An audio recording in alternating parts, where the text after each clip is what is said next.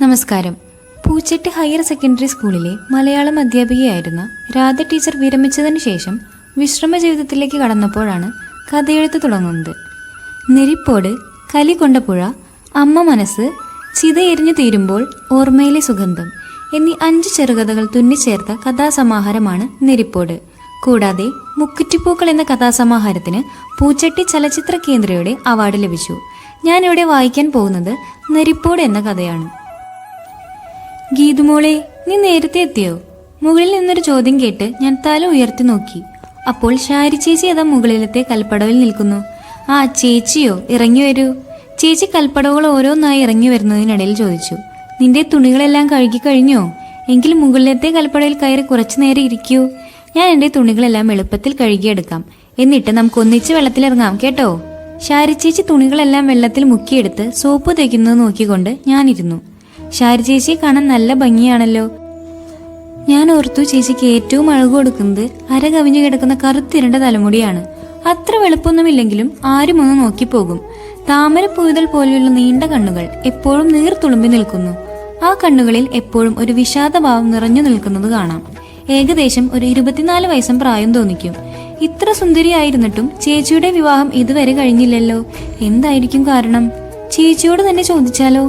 വേണ്ട, എന്തേലും തക്കതായ കാരണമുണ്ടെങ്കിൽ എന്റെ ചോദ്യം ചേച്ചിയെ വിഷമിപ്പിച്ചാലോ? എന്റെ മനസ്സിൽ പൊന്തി വന്ന ചോദ്യം മനസ്സിൽ തന്നെ ഒതുക്കി. പിന്നെ പുഴയിലേക്ക് നോക്കി ഞാനിരുന്നു. എത്ര ശാന്തമായാണ് ഞങ്ങളുടെ ഗ്രാമത്തിന്റെ ഐശ്വര്യദേവതയായ സുന്ദരിപ്പുഴ ഒഴുകുന്നത്. ഇടയ്ക്ക് അവൾ പൊട്ടിച്ചിരിക്കുന്നത് കേൾക്കാം. കൂട്ടുകാരുമൊത്ത് തമാശകൾ പറഞ്ഞ് ചിരിക്കുന്നതാകാം. പ്രിയപ്പെട്ടവന്റെ വിരിമാറിലേക്കല്ലേ അവൾ പാഞ്ഞു പോകുന്നത്. ഞങ്ങളുടെ ഗ്രാമത്തെ ചുറ്റി വളഞ്ഞാണ് അവൾ യാത്ര ചെയ്യുന്നത്. ധാരാളം കുളിക്കടവുകളും കടത്തുകടവുകളും അവൾക്ക് സ്വന്തമായിട്ടുണ്ട്. അതിലൊന്നാണ് ഞങ്ങൾ സാധാരണയായി കുളിക്കാറുള്ള ഈ മനക്കലെ കടവ്. ഉച്ചനേരം കഴിഞ്ഞാൽ ഞങ്ങളുടെ ഈ കടവിൽ ധാരാളം സുന്ദരികളായ യുവതികൾ നീരാടാൻ എത്താറുണ്ട്. അവൾ കുളി കഴിഞ്ഞു പോകുന്നത് കാണാനായിരിക്കും ധാരാളം യുവാക്കളും കനാൽ തിട്ടയിൽ സ്ഥാനം പിടിക്കാറുണ്ട്. നനഞ്ഞ തുണി മടക്കി മുട്ട് വരെ എത്തുന്ന വിധത്തിൽ മാത്രമേ അവർ വസ്ത്രധാരണം ചെയ്യുകയുള്ളൂ. മാത്രമല്ല, മാറിലൊരു നനഞ്ഞ മുണ്ടും പുതച്ചിരിക്കും. അപ്പോൾ അവരുടെ പാതി നഗ്നമേനി കാണാൻ നല്ല രസമായിരിക്കുമല്ലോ. ഞാൻ പറഞ്ഞു കാട് കയറുകയാണോ? ഒരിക്കലുമല്ല, ഗ്രാമത്തിലെ അവസ്ഥയെക്കുറിച്ച് പറഞ്ഞു എന്ന് മാത്രം. ഈ മനക്കിലെ കടവിന് ഒരു ചരിത്രമുണ്ട്. പണ്ട്, അതായത് വളരെ പണ്ട് എന്ന് വേണം പറയാൻ, ഈ പുഴയുടെ തീരത്തായി അല്പം ദൂരെ വലിയൊരു മനയുണ്ടായിരുന്നു. സാമ്പത്തികമായി വളരെ മുന്നിൽ നിന്നിരുന്ന ആ മനക്കിലെ നമ്പൂതിരിമാർ അവരുടെ അന്തർജനങ്ങൾക്ക് കുളിക്കാനായി കെട്ടിയുണ്ടാക്കിയതാണ് ഈ കടവ്. നീണ്ട കൽപ്പാളികൾ ഉപയോഗിച്ചാണ് ഈ കടവ് നിർമ്മിച്ചിരിക്കുന്നത്. മുകളിൽ നിന്ന് താഴേക്ക് 15 കൽപ്പാളികളെങ്കിലും ഉണ്ടായിരിക്കും. ഒരേ സമയം 4-5 പേർക്ക് ഒരു പടവിൽ തുണി അലക്കാം. മുകളിലത്തെ കൽപ്പടവുകളിൽ ഇരുന്ന് വിശ്രമിക്കുകയും ചെയ്യാം. ഇന്ന് ഈ കടവ് പൊതുജനങ്ങളാണ് ഉപയോഗിക്കുന്നത്. മനക്കിലെ കടവ് എന്ന് പേര് മാത്രമേ ഉള്ളൂ. മനയെല്ലാം നശിച്ചുപോയി. ഈ കടവ് സ്ത്രീകൾക്ക് മാത്രമുള്ളതാണ്. പുരുഷന്മാർ അപ്പുറത്തെ കടവിലാണ് കുളിക്കുന്നത്. കാലികളെ കുളിപ്പിക്കാനും ഉപയോഗിക്കാറുണ്ട്. ഞാൻ നേരത്തെ പറഞ്ഞല്ലോ, ഞങ്ങളുടെ ഗ്രാമത്തിന്റെ ഐശ്വര്യദേവതയാണ് സുന്ദരിപ്പുഴയെന്ന്. അത് വെറുതെ പറഞ്ഞതല്ല. ഈ കടവിന്റെ ഇടതുഭാഗത്തായി ആഴത്തിൽ കുഴിയുണ്ടാക്കി ഇറിഗേഷൻ സൗകര്യവും ഒരുക്കിയിട്ടുണ്ട്.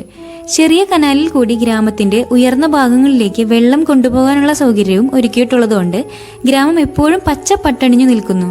ഞങ്ങളുടെ കുട്ടാടൻ പാടവും പുഞ്ചപ്പാടവും എപ്പോഴും ജലസമൃദ്ധമാണ്. ഇരുകരകളെയും തഴുകിക്കൊണ്ട് അവൾ കടന്നു പോകുമ്പോൾ നന്ദി സൂചകമായി കേരവൃക്ഷങ്ങൾ തലയാട്ടി നിൽക്കാറുണ്ട്. വർഷക്കാലമായാൽ അവളുടെ ഭാവം മാറുന്നതും കാണാനും വളരെ രസമാണ്. എന്താ മോളെ, നീ മനോരാജ്യത്തിലാണോ? എന്റെ തുണിയെല്ലാം കഴുകി കഴിഞ്ഞു. നീ താഴേക്ക് ഇറങ്ങി വാ, നമുക്ക് കുളിക്കാൻ ഇറങ്ങാം. ചേച്ചിയുടെ ശബ്ദം കേട്ടപ്പോൾ ഞാൻ ചിന്തയിൽ നിന്നുണർന്നു. ഞങ്ങൾ 2 പേരും അക്കരയ്ക്ക് നീന്തിപ്പോയി. വെള്ളം വളരെ കുറവാണല്ലോ ചേച്ചി. നന്നായി വെള്ളം വറ്റുമ്പോൾ നമുക്ക് കക്ക വാരാൻ വരണം കേട്ടോ, ഞാൻ ചേച്ചിയോട് പറഞ്ഞു. അതിനെന്താ, നമുക്ക് വരാമല്ലോ. വെള്ളം വറ്റി മണൽപ്പുറമാകുമ്പോൾ ധാരാളം വലിയ കക്കകൾ മണലിൽ പുതഞ്ഞു കിടപ്പുണ്ടായിരിക്കും.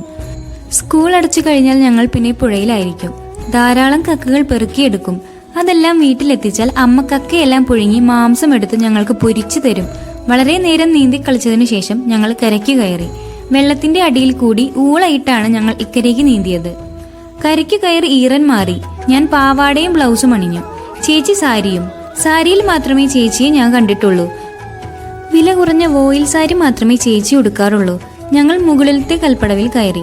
അപ്പോഴേക്കും ചില സ്ത്രീകൾ കുളിക്കാനായി വന്നിരുന്നു. അവർ താഴേക്കും ഞങ്ങൾ മുകളിലേക്കും കയറി. കുറച്ചു ദൂരത്തു നിന്ന് ചിലർ കുളിക്കാനായി വരുന്നതും കണ്ടു. ഞാൻ സുന്ദരിപ്പുഴയോട് നിശബ്ദമായി യാത്ര പറഞ്ഞു. നാളെയും ഞങ്ങൾ വരുമടി സുന്ദരി കുട്ടി, നിന്റെ മാറിൽ നീരാടാൻ. അപ്പോൾ നിന്റെ ഓളക്കൈകൾ കൊണ്ട് ഞങ്ങളെ ആലിംഗനം ചെയ്യണേ. അവൾ അത് കേട്ടപ്പോൾ കുണുങ്ങി ചിരിച്ചുകൊണ്ട് പാഞ്ഞുപോയി.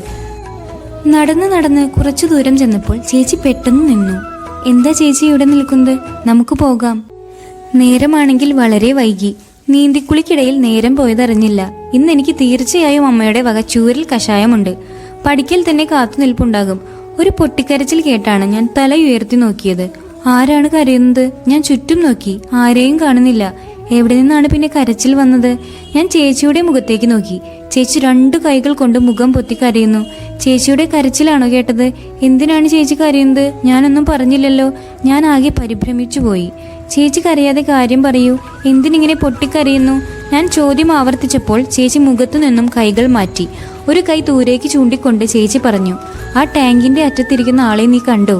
ചേച്ചി ചൂണ്ടിക്കാണിച്ചിടത്തേക്ക് ഞാൻ നോക്കി. ഒരാൾ കനാലിൽ കൂടി വെള്ളം വന്നു നിറയുന്ന ചെറിയ ടാങ്കിന്റെ വക്കത്തിരിക്കുന്നത് കണ്ടു. ഞാൻ അയാളെ ഒന്നുകൂടി ശ്രദ്ധിച്ചു നോക്കി. ഞാൻ അയാളെ കണ്ടല്ലോ. അത് നമ്മുടെ കൃഷ്ണകുമാർ ചേട്ടനല്ലേ? അയാൾ 2 ദിവസം മുൻപാണ് സിംഗപ്പൂരിൽ നിന്ന് വന്നത്. അയാളെ ഞാൻ ഇന്നലെയും കണ്ടല്ലോ. നമ്മുടെ ജോസഫിന്റെ പലചരക്ക് കടയിൽ വെച്ചാണ് കണ്ടത്. എന്നോട് വലിയ ഇഷ്ടത്തോടെയാണല്ലോ പെരുമാറിയത്.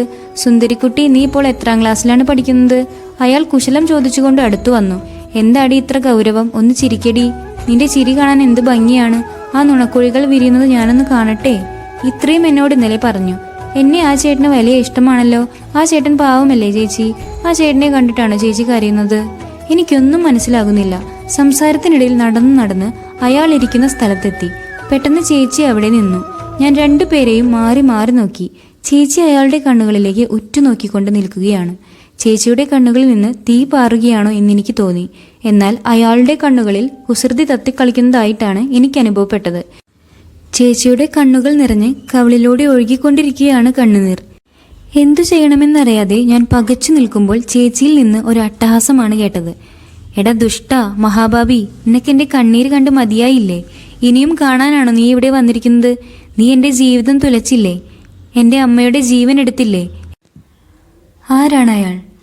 കഥയുടെ തുടർച്ചകൾ നഷ്ടപ്പെടാതെ കേൾക്കാൻ ചാനൽ സബ്സ്ക്രൈബ് ചെയ്യുക.